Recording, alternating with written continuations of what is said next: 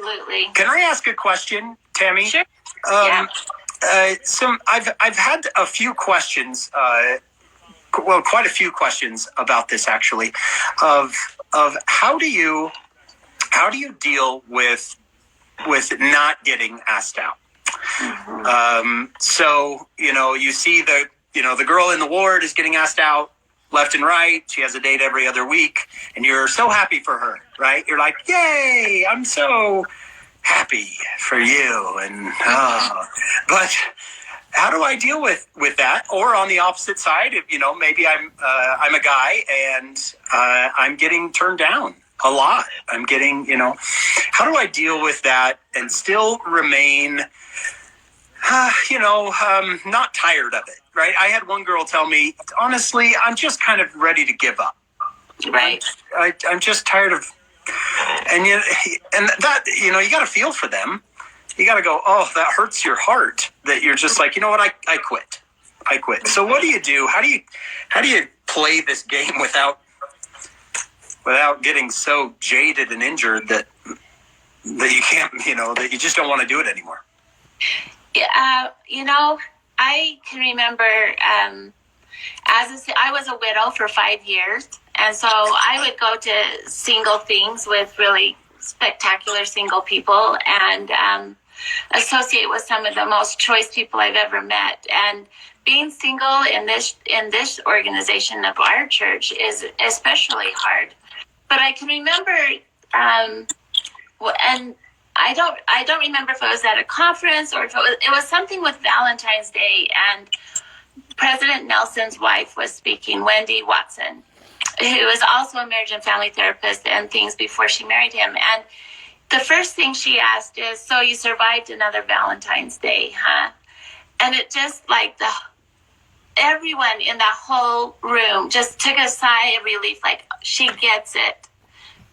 She gets it. She gets how every Valentine's Day I feel so dang alone. And in the course of our conversation, at some point, she said, I wanted to be a mother my entire life. And I menstruated my entire life. I went through menopause, no options to have children anymore. And it was just, she was so real. And yet when you look at the accomplishments and the way that she has become such an incredible woman, she is one of my heroes. I admire her so much. For years, her life plan didn't go the way she planned it or wanted it. For years and years. And yet she kept becoming. She kept becoming someone she really wanted to be. And I think for all of us, many, many times life, you have to go with your second, third, fourth, fifth, sixth, even more choices.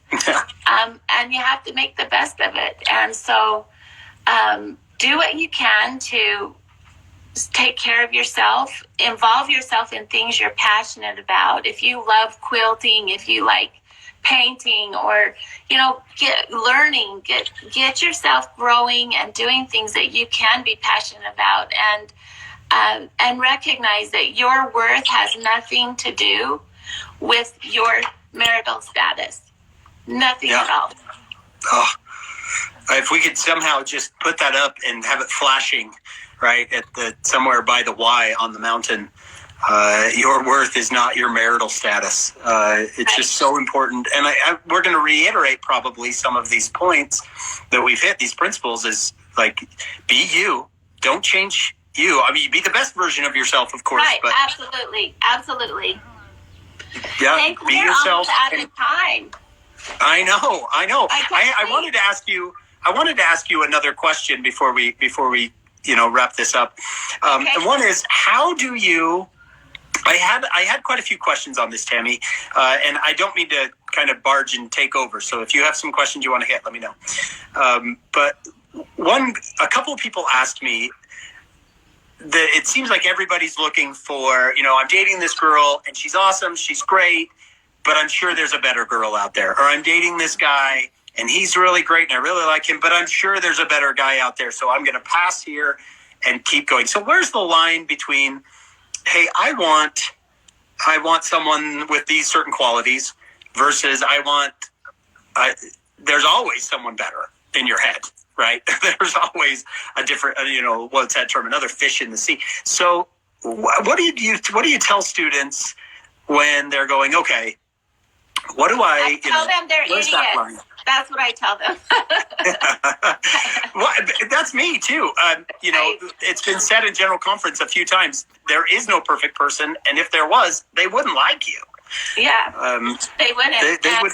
So what I tell my students, and this is a common question. I actually have to tell a little funny story. Several years ago, a young man, was walking me to my car after class, and he was telling me all about this girl that he has been dating for about a year. They're best of friends. They love doing the same kind of things together, all this stuff. And then he says, but I'm just not sure I'm really attracted to her. And so I said, well, what is it that's not attractive about her? And we kind of processed a little bit together, and it came down to the fact that he wasn't attracted to her, he felt, because she was really flat-chested. And had always wanted to marry someone that had big, full breasts. And so I looked at him and said, so you would give up friendship, discipleship, laughter, fun for breasts? And he felt, of course, really stupid, and I wanted him to feel Anyway, I asked him to bring her to class, and I wanted to meet her. And he said, why would you want to meet her? And I told him so I can tell her to run like hell. She deserves someone that's going to love her, all of her. And so really, if you are in a relationship right now that is good, and there are foundation, like if you both are really solid in a lot of ways in your relationship, keep going. You're imagining the thing you might not even be real or even exist that you think that you might get. This is a good thing. Take the next step and keep going. Oh, I love that. I love that. For me, I always go to the book of Ether and I show my students, the brother of Jared, the Lord says, what's your idea? Bring an idea to me. So he brings an idea, and it's these rocks. And are there better ideas out there? Absolutely. But the Lord says, I can make that work. I can make that work. Bring me an idea. I can make it work. Like the fish and the loaves, right? Bring it to me. Put it on in front of me. I can make it work. I can light it up. And that's how it's been with our marriage. I wouldn't say that Sarah and I were soulmates, that we were meant to be together, that somehow we, were destined to be together. It was, we met, we liked each other. We had a great time together. We connected really well. There was, of course, some things that she didn't like about me, and I don't remember anything that I didn't like about her.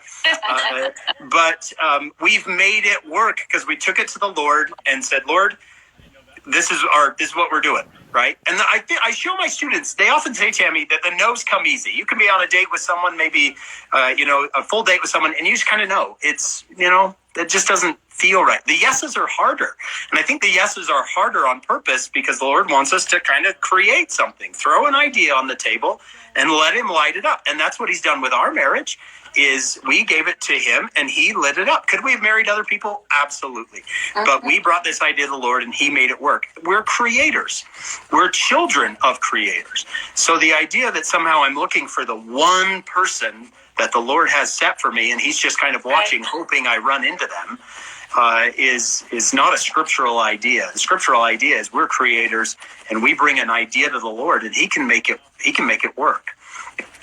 Let's finish with a principle, Tammy, about how did you, in your marriage with Mark and now, becoming a widow and getting married again, the idea of, I wrote this down, that I wanted to make sure that we believe, one of our doctrines is that the Lord has a plan for each of his children. And we have to believe that. So how did that guide you in your decisions, and how do we help our students believe that? That's a really great question. I don't know that we can make our students believe it. I think each of us have to find it. Life is going to throw curveballs at you, at every single one of us. And in the midst of adversity, a lot of times is when we find ourselves. I know that because my husband Mark died, I'm a better me. I'm a better me. and I know things about me. I feel like I understand things in my life that I wouldn't have understood if I didn't dig in deep to find out more about me. Yeah. I would say, too, that if it's difficult, I think the difficulty is an important part of this. That somehow that if dating and marriage isn't easy, that somehow you're doing something wrong. Oh. But dating and marriage isn't easy. I think so often we're afraid of having to do hard things. And really, we're supposed to do hard things. That's part of the plan. And we fall down and we get up, and we fall down and we get up. My son, Jordan, and his wife, Tasha, have a little baby boy.